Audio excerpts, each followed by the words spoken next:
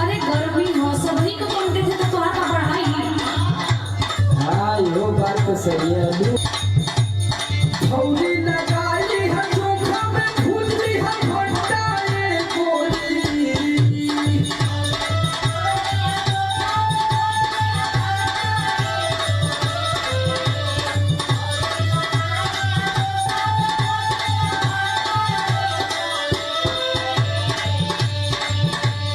भौजी लगाई है चोखा में भूजली है भट्टा ये गोली।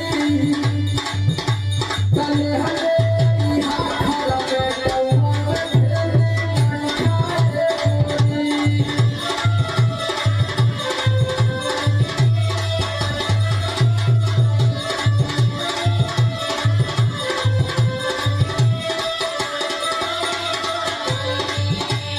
अच्छा ठीक हो तो ये भी करो। हाँ तनी सकिराहे निकल जा, घाम हो जाए तो घाम लग जाए ना। अरे रोजे लगा सही तो रोज का काम है। सुना हाँ सुनावा। जेठ में जोहरे जमीनिया छन छन पौआए सैया।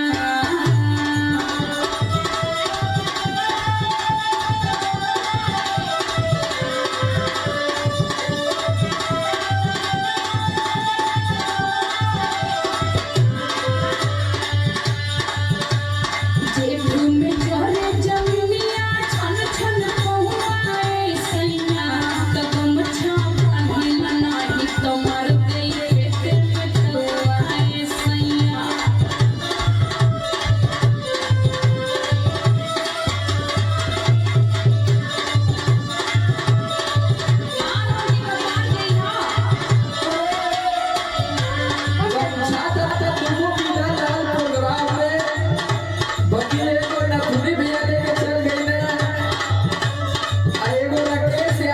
अरे वो ना लेके गई ना हो कन्या देखे तो कुकुर फारत है।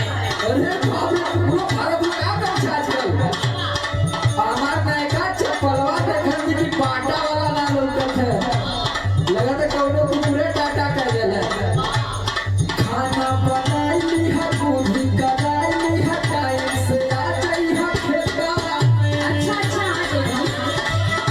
आज तक ले मत करिया।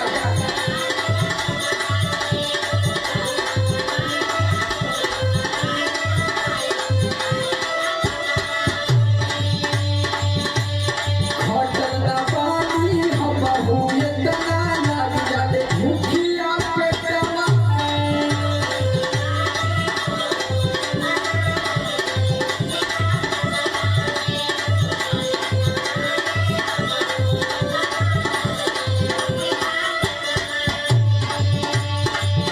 और देखा टुनटुन भैया के भौजी टाइम से लेके आ जाली। अच्छा ठीक है बा।